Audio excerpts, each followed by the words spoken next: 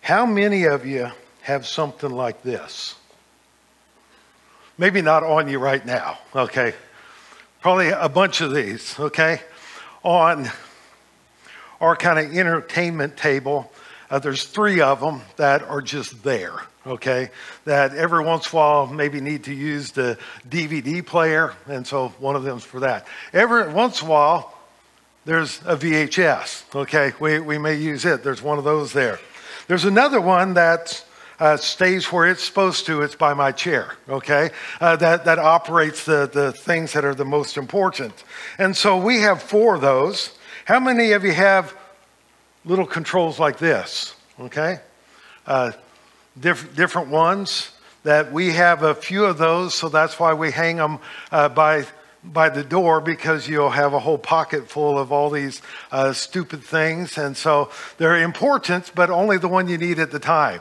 And so if I carry 2, a lot of times I'm using the wrong one with the wrong vehicle. It won't unlock. It won't unlock, but because I have the wrong one in my hand. We have a lot of remote controls.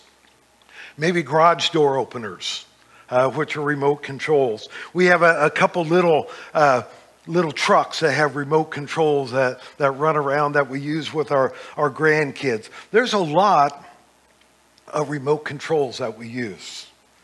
Back, it hasn't been that long ago, but I tried during my sermons to use the remote control for the PowerPoint presentation. That I thought, hey, this will be a good way to do it. It wasn't like I felt like, hey, I have all the control and all this type of stuff. I just really felt like it would be easier for those in the back, that I'm doing it. They didn't have to follow along so closely and stuff like that. Easier to nap, yeah. They wanted to stand a little higher back there, so can't see them. And so I ordered one. And it didn't work very well. It's too far of a distance, even though they said it's supposed to work. So I ordered another one, and it worked fine in practice. But it's a little bit different when at least for me, when I'm trying to speak, and then I need to pay more attention to what's up above.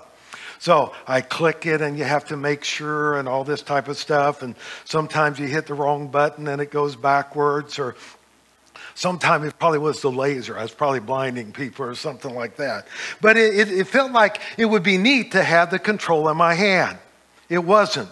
That's why they controlled it in the back, once again, because it didn't work that well. But just imagine if you, except for Glenn, if you had the remote control for the sermon within your hand, okay? Just think about that aspect, how neat that would be.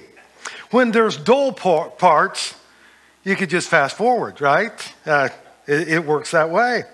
When there's convicting parts, just delete. Okay, I don't want to be convicted today, okay? Step on somebody else's toes. If you have someplace to go in the afternoon, fast forward, right? It just works real well. Biscuits and gravy, right? That's the way it works, okay? Or if you didn't get something, what did he say? You could just go backwards, rewind just a little bit, go back a few slides, and you could pick that up. And so it would be kind of neat for you, probably not for the speaker, but it would be good maybe for you and maybe not for anybody else, especially if everybody had a control. It just wouldn't work.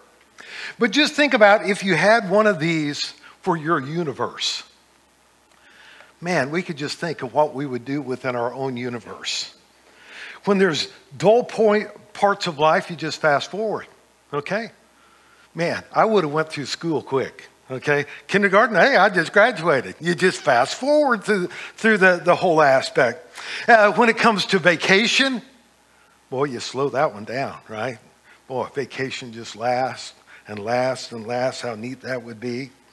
When it comes to maybe an argument that you have with a family member, you just hit skip, okay? That's why Glenn doesn't get the remote, okay? And here's one. Maybe somebody else will be pointing here. If there's someone that's kind of annoying, you just delete it, right? There's a point, okay? An embarrassing moment, it's just one of those things. You can delete that, any embarrassment we have in life. Or there's those times you just hit play, continuous play. It might be fishing, hunting, golfing, okay, continuous play, shopping. Some of those things, that's just continuous play. It would be kind of neat, at least in our mind, to be able to have the remote control, that we would be in control of our universe. But the problem in real life is a lot of times we get caught between two aspects of control. It's kind of a seesaw between taking control and being controlled, okay? Because that's both a part of life, is us taking control and then also other people trying to control us is a part of life. As we start to grow up, parents usually try to teach their kids to take more control, right? For some aspect. And then when they get to be teens, you try to back that off just a little bit, okay? Not so much control right now. That you try to teach them to do things on their own. You can do that. You can tie your shoes, okay? You can't wear the Velcro ones forever, okay? You can do this. Back when our oldest son, Jared, he wasn't all that old. He was old enough, he bought a little 20-inch bike, saved his money up and bought it. It still had training wheels on it. And he was riding it in our neighborhood on the sidewalk beside our house. It went beside ours, and down the block, it was just our house and then the neighbor's house. We shared backyards together. And our neighbors were Granny and Grandpa Weir. That's what almost everybody called them. They were members at the church, good people. Grandpa Weir was a character, and he loved to get our kids to do something that he could tell everyone. You know what the preacher's kids did. So he would have them just come in the house. Just go ahead, you can open the refrigerator, get whatever you want. And then when they did, those preacher's kids, they're just always in my house doing stuff. He had a good time with all those things. One day when Jared was riding his bicycle on the sidewalk, Grandpa Weir needed me for something, and so he hollered at Jared, and we had been teaching Jared, you need to do things on your own. You can do that. We don't have to do it for you. So Grandpa Weir hollered at him and said, go get your dad for me. And Jared just turned around, this little guy on his little bicycle, go do it yourself. Okay? Because that's what he's been learning, right? Go do it on your own. That's what we kept telling him, and so he just referred to it to Grandpa Weir. Grandpa Weir loved that, okay? He told that story up until he died, I think, about, the preacher's kid just told me to go do it myself and stuff like that. But that's the way we teach our kids. There's things that you can do. Do it. I need a drink of water. You can go get it yourself. That aspect. And so a lot of things, that's the way it begins. And then we start taking control. Like the aspects of knowledge and skills through education. We pursue that, right? Nobody can do that for us. We have to pursue it to be able to gain that. We just don't have a lot of knowledge when we're born, a lot of skills. It's things that we have to pursue to be able to do that. The aspects of the future, earning a living. It has to be things that we learn to do it on our own, or providing shelter or transportation for ourselves. It might be saving for college. I can remember as I was working in high school, the grocery store where I worked, right across the street was Pearl Motor Company, the Chevrolet dealership. And so all the time I saw those used vehicles, and boy, there's a pickup that I sure wanted. Okay, it was a nice pickup, but then I got thinking, that will take me through a whole semester of college, and that's what I'm saving up for. Nobody else is going to do it for me, and so saving it up, people thought, boy, I'd love to have that Chevy pickup, okay? I would still love to have that Chevy pickup too, then, and it was a big price of $1,100, okay? But now, try to find one for 30, right? That we see that whole aspect. Education is about that way too, right? That we see that we need to provide, we need to do on our own. And then there's another aspect where other people try to control us. Some of that's good. Parents do that to nurture us, to protect us. Teachers do that to instruct us. They have some control. They need to have some control to be able to do that. Companies that employ us, there's some control that they have, when you come into work and what you do and how much maybe you're supposed to do within that time. And so we accept that type of level of control that others put upon us. But what happens when a parent won't let go of their control? Okay?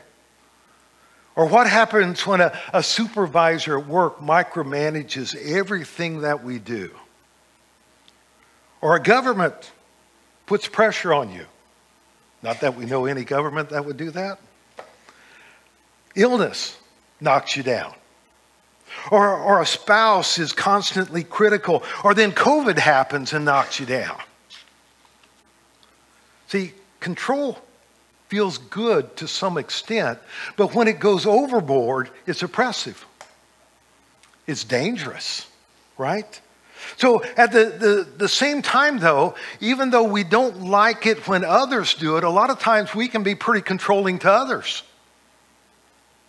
And we might say things like this: I don't mean to be controlling.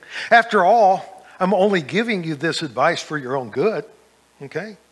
I know what's best for you. Remember the fixer, okay, we looked at a few weeks ago? Everything will work perfectly if you only listen to me and follow my directions. You messed that up.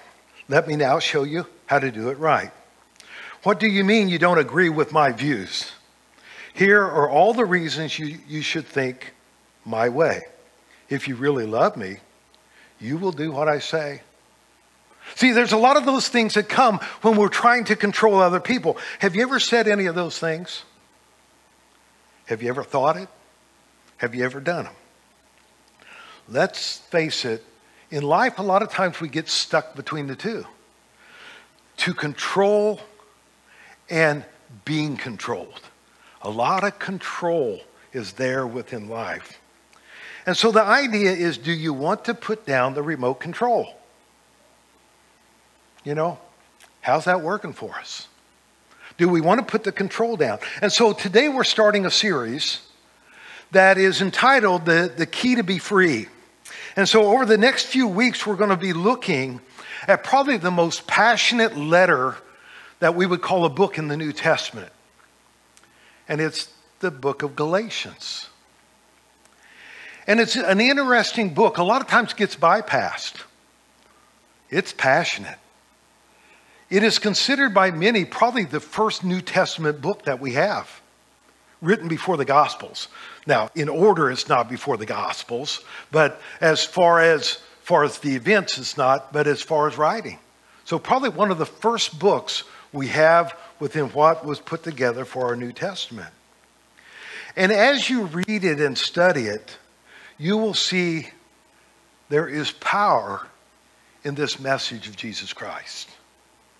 And you will see there's some very radical promises that Jesus Christ makes that will impact and transform our lives. And we see how it did it with the early believers. As they believed and followed these messages, it changed and it impacted the whole world. And the story that we see in Galatians is about salvation. It's about grace, and most of all about freedom. And so that's what we're going to look about. Because, see, the freedom comes because of grace. They go together. Freedom. So the next few weeks, we're going to discover the key to be free and where it counts the most. Where it counts the most is on the inside of us. Okay? We're going to have a couple weeks break because Shelly wants to go on vacation. And so we're going to leave a couple weeks. And so we'll have a little bit of a break in there. And we have a guest speaker coming. And he said, hey, if you're doing a series, just go ahead. I can do that. I said, I know you can, but you just preach whatever you want. And I'll tell you who the guest speaker is maybe next week. Okay, we'll look at it then. But look forward to that. Look forward to me being gone. Hey, how about that? The 3rd and the 10th of October. Yeah, we'll look forward to that. And we'll have a guest speaker at that time. But then we'll continue the series. So we're going to be looking in Galatians at a master teacher. And that's the Apostle Paul. He's a master. And you can see that especially when you look at transitions in the book of Acts, when he's speaking to Jewish background people or Gentile background. The message is the same as far as the gospel, but he approaches it in a different way. Okay? He's a master at teaching. But as we look at this master teacher, he is probably the most hyper, type A, number one controller that we see within the New Testament. That's him. He is a controller. He would have this at his lazy boy as well. Okay? He's a controller. That's the way he grew up. He was born in a town called Tarsus, which is a part of modern day Turkey. Okay? Is where he was born. That's where he grew up, lived some of the time except when he was being educated.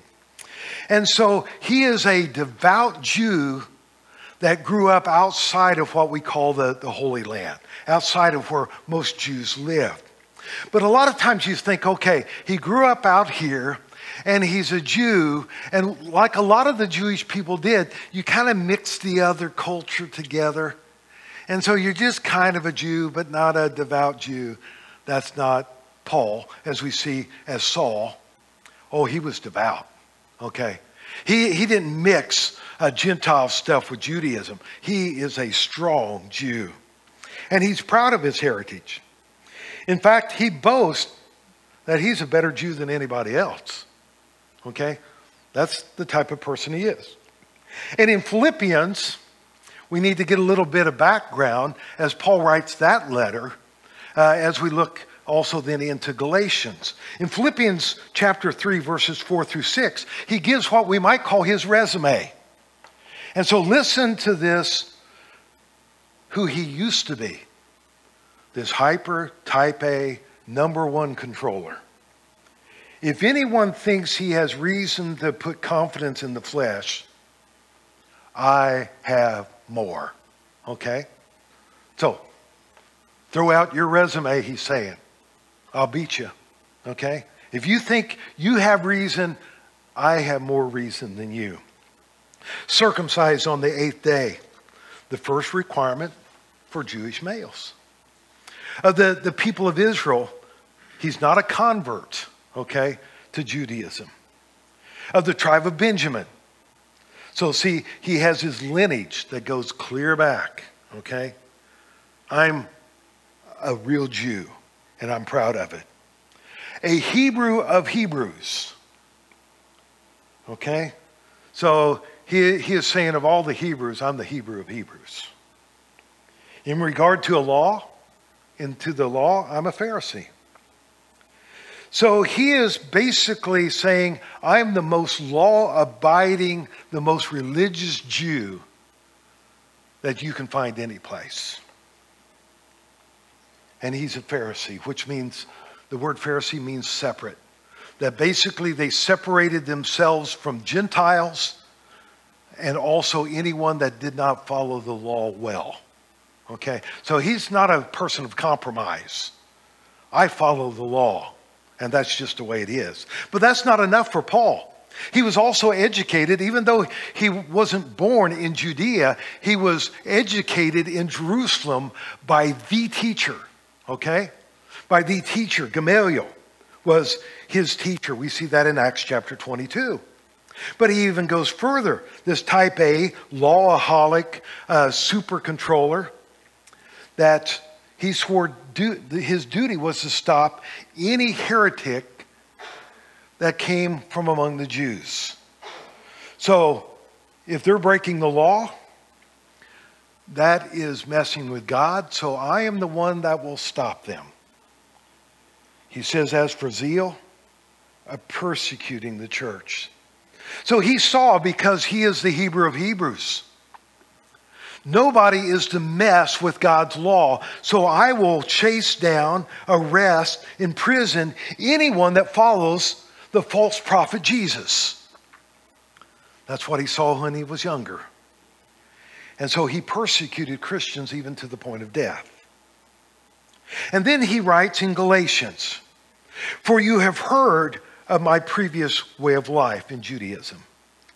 Now, how I intensely persecuted the church of God and tried to destroy it. I was advancing in Judaism beyond many Jews of my own age and was extremely zealous for the traditions of my father. So you listen to those words: intense, persecuted, advancing beyond, extremely zealous. This is his character. This is who he is. And one more thing in Philippians 3:6. As for legalistic righteousness, faultless. You go, wow. Faultless. So we would say, hey, I'm not perfect, because nobody's perfect. Okay? That's what we would say. But Paul, which he goes by Saul at this time, he says, well, if you say I'm not perfect and nobody's perfect, you haven't met me. That would have been him, okay? As far as God's concerned, I am perfect according to the law. There you have it. The most competitive, condemning, conceited, controlling person that you would ever meet. That was Saul of Tarsus.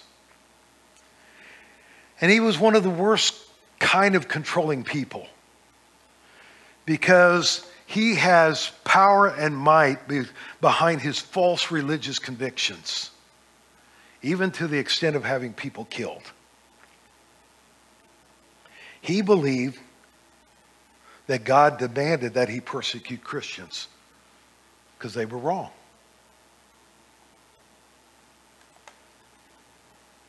He thought God was pleased, but he was wrong. So one day, as most of you know how the events go, he is on his way to Damascus to catch some Christians, and he ran into Christ. And then he writes in Galatians, who set me apart from birth and called me by his grace, and was pleased to reveal his Son so that I might preach him among the Gentiles, Galatians Chapter 1. So in that very moment, and within that next few days, we see the Apostle Paul, everything in his world turns upside down. The Christ who he was persecuting for God, he finds out is God. That would rock your world, wouldn't it? I thought I was doing this for God, but in fact, I was working against God. And then as time comes, those Gentiles that he hated, that he lived around in Turkey, he despised, he avoided. He learned to love them and brought so many of them to Jesus Christ. The God that he thought was condemning people that was not following the law, he found out that no, that's not what God wants. And the law that he was keeping, he thought he was doing it so God would be pleased, but God wasn't pleased because he kept the law. God is pleased and gave his Son so that people would come to him. In spite of so often saw what he did, just like with us, in spite of what we do. But Paul was set free from the control of the law and the control of following others and making others follow the law. And this is what he writes to the churches in Galatians. This is a new person. This is a whole new person. That I put down the control that I thought was so important. I put it down. And also what we see in Galatians, because Galatia is an area, so there's quite a few churches in this area that he's writing to, that Paul is helping them to know grace and freedom is found in Jesus Christ. It is not by doing things to make God happy. Okay? It's not, I check the list and God's happy with me. And then Paul leaves, and there's a group of young missionaries that come in, and they're trying to make them follow the law. And so they found Christ. They have freedom in Christ. They don't need the bondage of the law.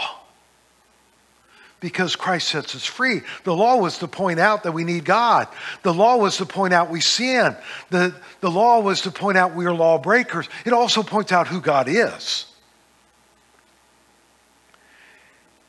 And so Paul cannot bear for these people that have come out from all these controls, that have come to Christ to be put back under control.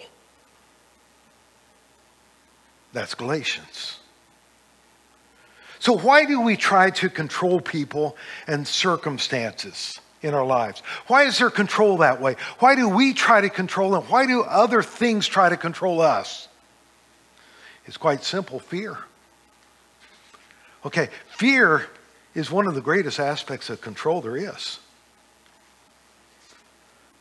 And so sometimes we try to control because I'm afraid, and so I control a lot my kids because they may misbehave or rebel. I'm afraid that if I don't control, I won't keep climbing the rungs of the ladder at work. I might lose my job.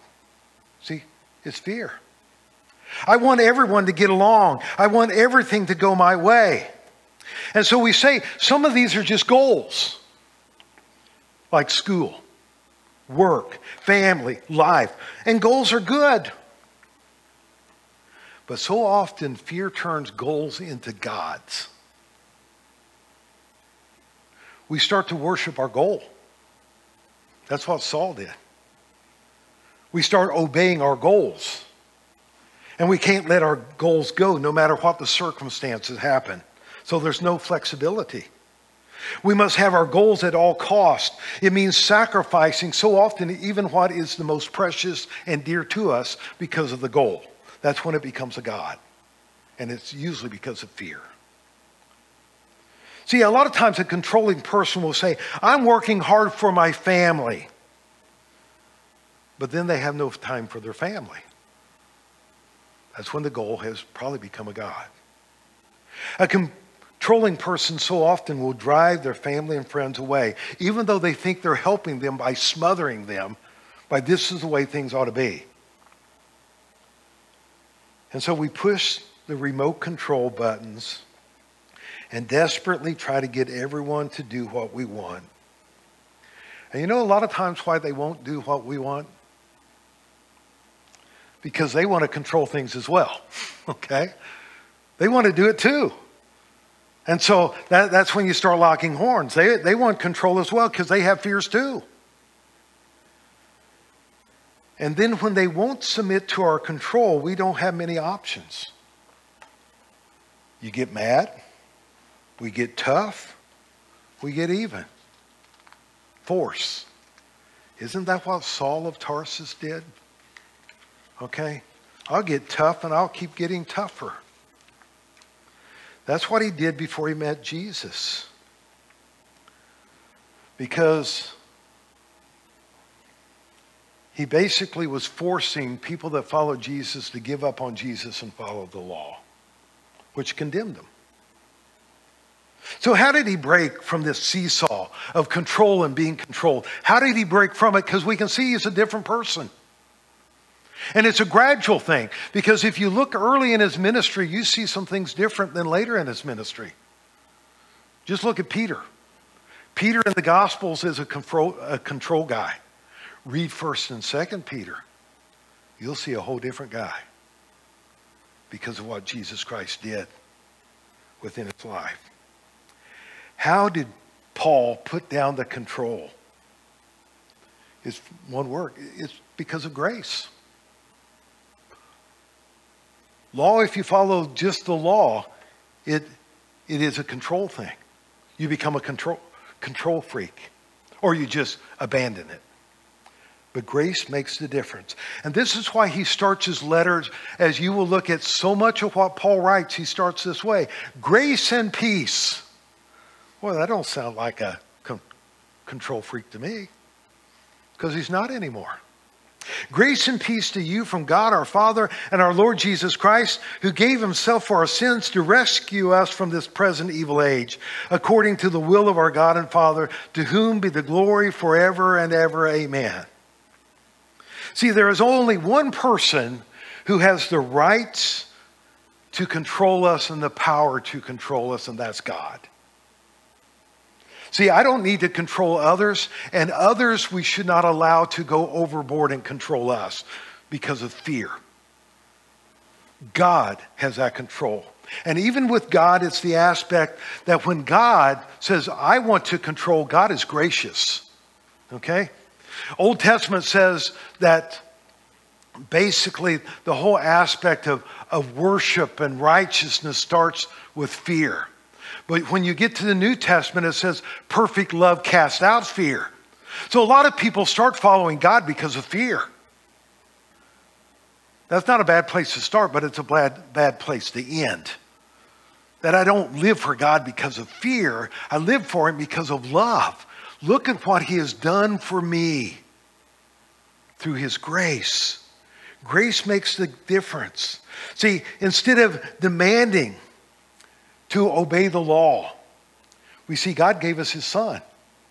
See, God doesn't demand us to obey the law. He gave his son because we don't. Okay? Instead of punishing us for breaking the law, Jesus took the punishment so that we could be free from sin. Instead of giving us what we deserve and suffering, he reaches down to rescue us. Instead of giving us what we've earned, God gives us grace. He gives us the best that he can possibly give. See, grace got a hold of Paul. So he's a different guy. Then that resume he threw out, as he also goes on to say, I count all that just rubbish. Okay, that's garbage. That means nothing to me whatsoever because I was wrong. But here's what matters. The grace and peace that I have found through God. See, once grace gets a hold of us, we start to release that hold that our goals have upon us. Now, I'm not saying all goals are bad. But the thing about goals, when you step under the grace of God, you don't have to hold those goals as tight. Because it don't take long for us to figure out we're really not in control anyway, right? Okay, it don't take much. It can take one big windstorm to show us, okay? There's a lot of things that can show us, airplanes hitting buildings. We don't have a lot of control. But there's God's grace. See, instead of worshiping them, our goals, we can be willing to let them go. Things can change. We stop trying to run the show. We stop trying to manage everybody else's life. It doesn't bother you when circumstances don't go your way. You might be disappointed, but it doesn't then lock you into a certain thing. See, we can allow people to have their own opinions and decisions as well. And then, we're just not so exhausted. It's hard to carry the whole world. Okay? It's hard. You ever try it? Most of us have, right? Try to carry the world. All the problems, somehow it becomes mine. Instead of, I step under God's grace, he is big enough to control me and to control all things. And so I walk under his grace. See, grace inside us also has a wonderful byproduct. It's kind of like Teflon on a pan. Nothing sticks. See, God's grace also helps us in that to keep us away from the controlling aspects of other people. It doesn't mean they won't try to control me, but I just let it slide. I don't have the fear that I have to please them. I have to do what they want. I just need to follow God. He's the one that has the power and the right to control me. And you know what happens? Fear starts to disappear. I'm not afraid that I have to be in control. I'm not afraid of tomorrow. I'm not afraid of what that person thinks. And it takes time because you have to grow in grace. Okay? You grow in grace. And you grow in grace by practicing grace within our lives. Grace is the key. And that's what we're going to look at the next few weeks as we go through chapter by chapter, just 6 weeks, looking at Galatians. Grace is the key to being free. I want to tell you a true story as we come to a close about a man, true story, that he said, grace set me free. And he said it made a big impact upon my daughter. He said, basically the way he was living, that it was chaos within his home because of him. And so he said, but when I came to Christ, it made all the difference within my life. He said, I had a 5-year-old daughter, Allison. And said for the first 5 years of her life, all she saw was a dad that was profane and angry all the time. He said even one day he came in from work and kicked a hole in the wall. His daughter was there to see all those things. Said, now I'm ashamed. I'm ashamed of all those times that my little daughter ran and hid in her room because daddy came home. But he said, I gave my life to Christ. Since 5 months after I gave my life to Christ, my little girl, 5 years old, was talking to my wife and said, Mommy, I want God to do for me what he has done for daddy. A little 5-year-old girl could see in 5 months that her dad was a different dad because he found grace. It's neat. She didn't study all the aspects of what the Bible is and God and what all it means to be a Christian. She just knew things aren't the way it used to be. There's something different in my dad's life, and I know what it is because he came to Christ. He became a man of peace. And so at 5 years of age, she says, if that happened, this change in my dad, sign me up. Okay, that's what I want. That's what I want to live for. Because as he said, God changed my family. God changed my world. God changed my eternity. Now, some of you have probably heard or read stuff from this man. Lee Strobel is the man's name. He's a graduate from University of Missouri. Went and worked in Chicago. An atheist, an angry atheist. He started out trying to disprove because his wife started going to church. And so he wanted to disprove Christianity, and he hated his wife going to church. And so he set out to disprove and found out, no, Jesus is real, and accepted Jesus Christ. So he has written books like The Case for Christ, The Case for Grace, The Case for Faith, and many, many other books that most of them are bestsellers. Trying to help other people to go logically through, as he had to do, to understand that he was angry because he was trying to be in control of things that he could not control. But once he laid down the remote control and let God control, life changed. And what he knows God did for him, God could do for others as well. So this morning, as our worship team comes up, Lee Strobel learned how to put down the remote control. How about you? Okay? How about you? It's important, and sometimes we need a little bit of refresher about it, right? Because remember grace.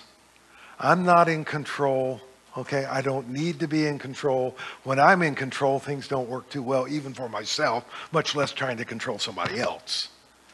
But God in his graciousness can take Saul of Tarsus and make him into an apostle. Can take a Lee Strobel, an angry man that was against God, into one of the people that celebrate God and helping a lot of people to know God. He can change us all. But we have to put down the control. That's not working too well for us anyway. Let's stand as we sing.